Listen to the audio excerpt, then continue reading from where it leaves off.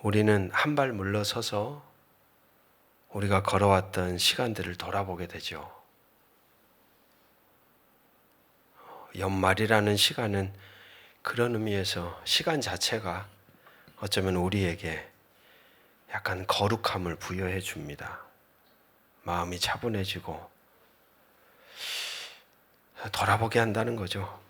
여러분, 2024년이라는 이름의 길을 우리는 걸어왔고, 그리고 이제 25년의 시간이 이제 조금 있으면 우리 앞에 펼쳐집니다.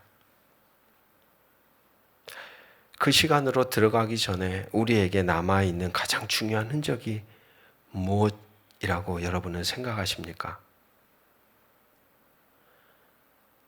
저는 관계라고 생각합니다. 관계.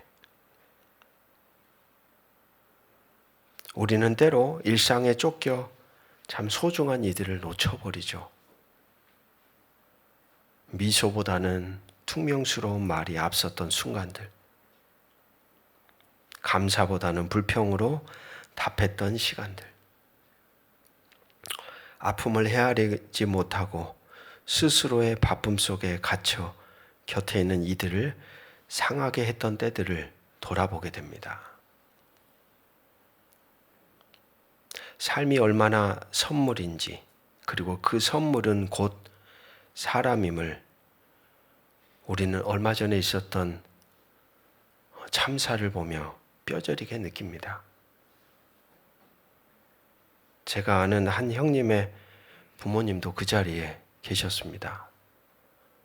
졸지에 아버지 어머니를 잃어버린 거예요. 전화를 하는데, 상령아 어떻게 하냐, 나 이제 이렇게 가실 줄 몰랐다. 아무 말도 할 수가 없더라고요. 이렇게 황망하게 끝날 줄 그 누가 도대체 생각했겠습니까? 제주항공 참사와 같은 비극 앞에서 우리는 깨닫죠. 삶이란 영원한 게 아니구나. 내일이 주어질 것 같이 당연하게 살았던 우리의 삶이 그게 내 것이 아니었구나. 인생은 영원하지 않다는 걸, 그리고 짧고 유한한 그 인생 속에서 남는 것은 결국 관계라는 걸 깨닫습니다. 관계. 저는 오늘 주어진 말씀으로 여러분과 나누기 전에 오늘 지금 이 자리에서 우리 모두가 서로에게 마음을 내어놓을 수 있는 마지막이라고 생각하며 짤막한 글을 적어보았으면 좋겠다라는 생각을 했습니다. 그래서 아마 조그만 종이를 가지고 들어오셨겠죠. 24년을 살아오면서 내가 미안했던 사람들, 24년을 살아오면서 내가 정말 고맙고 사랑했던 사람들, 바쁜 일상 속에 제대로 된 표현조차 못하며 지나쳐왔던 사람들, 어쩌면 가장 좋은 시간이 지금이 아닐까 저는 생각합니다. 가슴 깊은 곳에서 용기를 내어 우리의 마음을 좀 담아보았으면 좋겠다라는 생각이 들어요.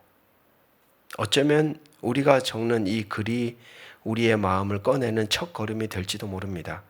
어쩌면 우리가 써놓은 이 글이 누군가에게 깊은 위로와 화해의 손짓이 될지도 모릅니다. 그리고 어쩌면 그러한 우리의 진솔한 마음의 고백이 우리의 인생 속에 맺어가는 관계를 더 단단하게 매듭짓고 새해를 향해 새로운 시작으로 가능케 할지도 모릅니다. 바울은 고린도후서 3장에서 이런 표현을 쓰고 있습니다. 우리 같이 한번 따라해 볼까요? 너희는 그리스도의 편지라. 우리가 써내려갈 글은 단순한 문장이 아니라 그리스도의 사랑으로 서로에게 건네는 편지입니다. 저는 제가 이걸 쓸 줄 알았기 때문에 오늘 예배 전에 와서 조용히 생각나는 사람들을 한 명 한 명 떠올리며 글을 썼어요. 아직도 다 못 썼지만 마음이 좀 먹먹하더라고요. 왜 그랬을까 하는 생각들이 후회가 많이 남았습니다. 고맙고 미안한 그들에게 우리의 진심을 전하고 어쩌면 그게 관계의 매듭을 짓는 새해를 출발하는 우리의 첫 디딤돌이 되는 것이 아닐까. 매듭 지어지지 않기 때문에 오늘도 우리의 인생은 참 복잡하고 아프고 상처 있고 여전히 괴로워합니다. 고맙고 미안한 이들에게 우리의 진심을 전하며 새로운 한 해를 새로운 관계로 시작하면 어떨까 하는 마음이 목회자인 저에게 있습니다. 그리고 주님께서 허락하시는 은혜 속에 다시 사랑하고 다시 감사하고 다시 살아가는 우리가 되었으면 좋겠다라는 생각이 듭니다. 지금 이 시간에는 잠시 음악을 틀어드릴 겁니다. 우리의 마음을 꺼내어 써보셨으면 좋겠습니다. 가장 가까운 사람들 누가 있죠? 가족들. 그리고 직장 동료, 또 신앙의 공동체 식구들, 그리고 내가 알고 지내왔던 사람들. 이렇게 눈을 감고 잠시 떠올려 보십시오. 그리고 그들에게 내가 미안했던 흔적이 있다면 적어 보십시오. 그리고 그게 다 작성이 된다면 상대에게 그것을 표현해 주면 더 좋겠고, 아니라면 메시지로라도 남겨서 우리의 마음을 좀 전하면 어떨까? 그렇게 연결되고 이어져 올 한 해 남겨진 우리의 흔적들을 잘 매듭짓고 새해를 맞이했으면 좋겠습니다. 이 시간에 잠시 그런 시간을 갖겠습니다. 여기까지 하겠습니다. 아마 시간이 부족하실 겁니다. 제가 그냥 첫 단추만 끼워드린 거니까 이번 한 주간 지내시면서 여러분 안에 표현해야 될 부분들이 있다면, 요즘에 참 좋은 시대잖아요. 메시지로도 글을 적어서 보낼 수 있습니다. 꼭 표현하셨으면 좋겠다라는 생각이 듭니다. 여러분, 24년의 마지막 시간을 우리는 보내고 있습니다. 이 자리에 계신 여러분들의 마음은 어떻습니까?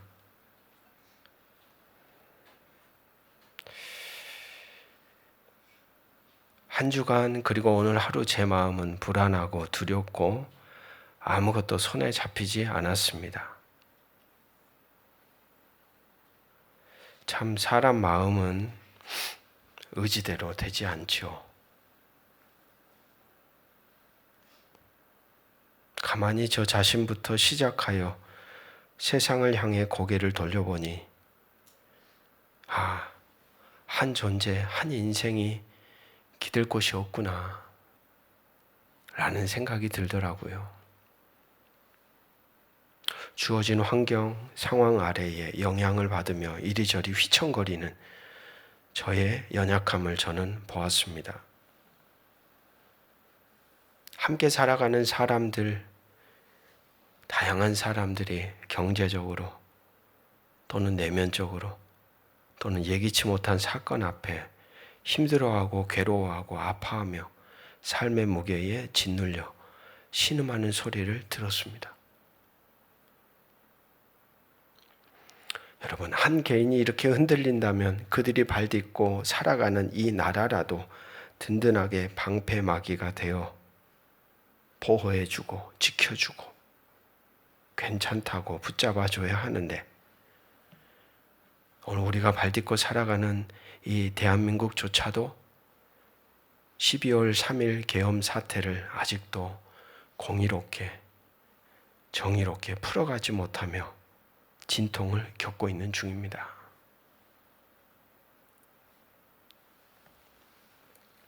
최소한의 양심조차도 가지지 않았던 지도자였음이 더욱더 드러나고 있습니다. 어떻게 그럴 수 있을까요?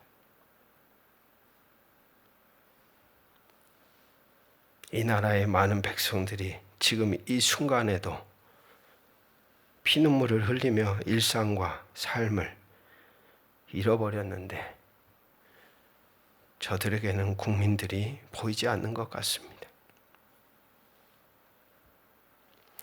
우리가 살아가는 이 나라 밖은 또한 어떻습니까? 우크라이나, 러시아는 여전히 전쟁 중이고 북한의 힘없는 백성들은 마치 죽어로 팔려나가 정말로 처참하게 죽어갑니다.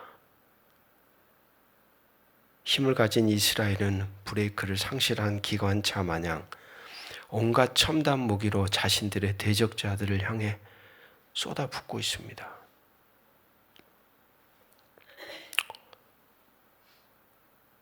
채워도 채워지지 않은 인간의 욕망을 채우다가 지쳐버린 지구 생태 곳곳에서는 피조 세계가 살려달라고 아우성칩니다. 참 모든 것이 불안하고 두려운 현실입니다. 여전히 혼란스러운 세상, 해결되지 않는 인생의 문제 앞에서 정말 그랬으면 좋겠습니다. 12시가 지나면 24년이라는 시간이 딱 지나면 모든 것이 리셋된다면 모든 것이 다 그냥 언제 그랬냐는 듯이 다시 원점으로 돌아간다면 하는 생각 말이죠. 어린아이처럼. 그러나 시간의 흐름이 결코 그 어느 것도 새롭게 만들어주지 않습니다.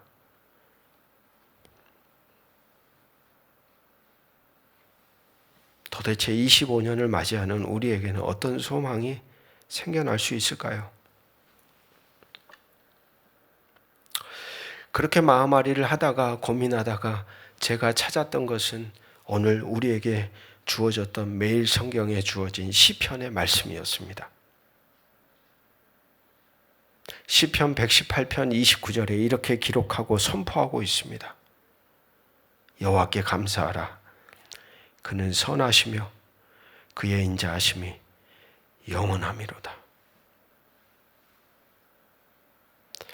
여러분, 인생이 진통을 겪고 흔들릴 때 목회자기 이전에 한 사람의 신앙인으로 제가 정말 이건 정말 복이구나 생각되는 지점이 뭐냐?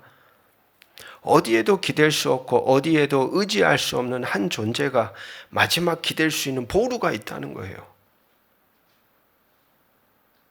그 자리에서는 늘 나에게 말씀하시고 나를 안아주시고 나를 품어주시는 품이 있다는 거예요. 말씀의 품이 있다는 사실이에요. 말씀의 품이 있다는 것. 오늘 말씀을 읽어보니 시인은 이렇게 노래합니다. 여호와께 감사하라. 우리 같이 한번 선포해 볼까요? 그는 선하시며 그의 인자하심이 영원함이로다. 저에게는 이 소리가 이렇게 들려왔어요. 그래, 너 불안하고 변하려고 하고 너 곁에 선 사람들도 휘청거리고 흔들리고 그리고 너가 발딛고 살아가는 세상도 이렇게 불안하지. 하지만 너가 바라보는 나 여호와는 변하지 않아. 나는 한결같아. 나는 늘 같은 마음으로 너를 보고 세상을 보고 대하고 있어. 이렇게 말씀하시는 것 같은 거예요. 그러면서 자연스럽게 오늘 우리가 읽은 애가의 말씀이 동일하게 겹쳐집니다. 여러분, 애가라는 건 슬픈 노래죠. 왜 슬픈 겁니까? 이스라엘이 다 처참하게 무너졌거든요. 하나님의 나라라고 자부했던 하나님께 택함받았던 백성들이 처참하게 무너지고 비참하게 된 상태의 폐허가 되어버린 허들판 가운데 쓰여진 노래가 애가예요. 디딜 곳 어느 한 군데도 없는 세상 그 가운데 서 있는 사람들인데 그 가운데 그들이 내뱉는 고백의 소리가 좀 이상해 보입니다. 오늘 우리가 읽었던 22절, 23절 말씀을 보면 여호와의 인자와 긍휼이 무궁하심으로 우리가 진멸되지 아니함이니이다. 이것들이 아침마다 새로우니 주의 성실하심이 크시도소이다. 분명 살아갈 수 없고 분명 길이 보이지 않고 분명 절망으로 가득 차 있는데 오늘 시편도 그렇고 오늘 애가도 그렇고 살아갈 수 있다는 겁니다. 이유는 딱 하나예요. 여호와의 인자와 긍휼이 변함이 없다.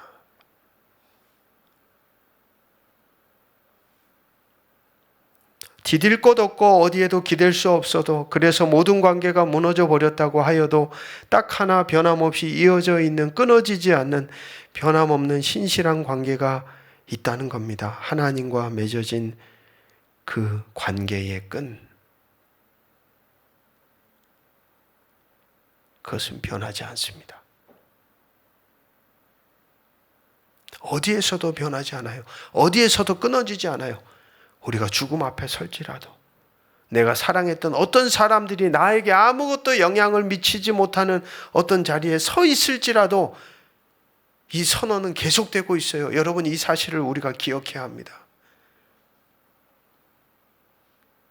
인생이란 관계 안에 숨을 쉬고 관계 안에 절망을 경험하고 관계 안에서 소망을 되찾고 관계 안에서 살 맛을 느끼고 관계 안에서 때로는 삶을 포기하죠.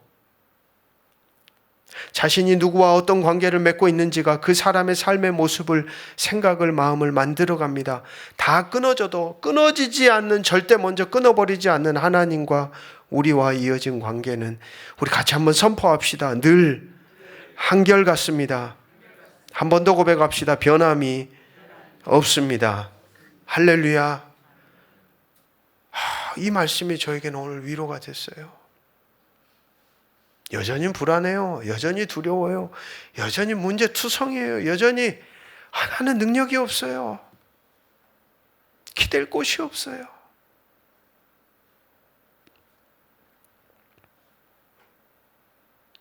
하나님이 우리에게 말씀하시는 이 한결같은 관계는 우리의 상태 따라 변하는 게 아닙니다. 우리의 모습 따라 변하지 않습니다. 우리라는 존재 상태 모습과 상관없이 늘 주어지는 하늘의 선언인 거예요.